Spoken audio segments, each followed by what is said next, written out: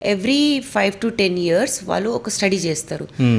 ప్రపంచంలో ఒక లక్షలాది మంది మేల్స్ది స్పర్మ్ కౌంట్ చెక్ చేస్తారు. ఎస్పెషలీ ఫాదర్స్ తండ్రి అయిన తర్వాత ఎంత ఉంటే దే హ్యావ్ బికమ్ ఫాదర్స్ అనేది, అంటే తండ్రి అవ్వడానికి ఎంత పారామీటర్ ఎలా ఉండాలి స్పర్మ్లో.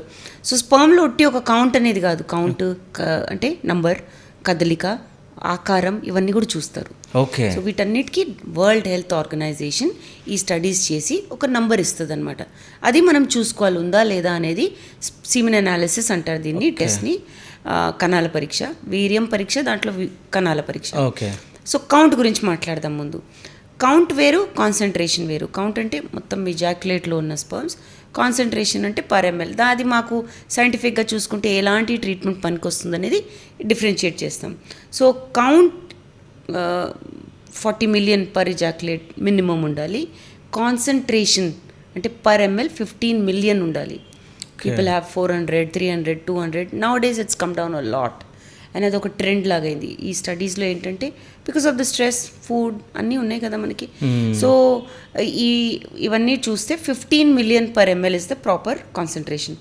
మోటిలిటీ, కదలిక ఎంత ఉండాలి to become a father or to have a normal sperm count అనేది వరల్డ్ హెల్త్ ఆర్గనైజేషన్ ప్రకారం 40% ఉండాలి.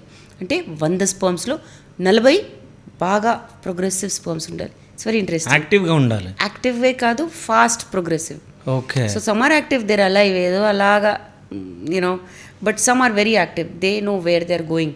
అది అండం దాకా చేరాలి కాబట్టి కదలిక చాలా ఇంపార్టెంట్. కాబట్టి ఆ కదలిక 40% ఉండాలి. 100లో 40% బాగా మొటిలిటీ కలిగినవి ఉండాలి.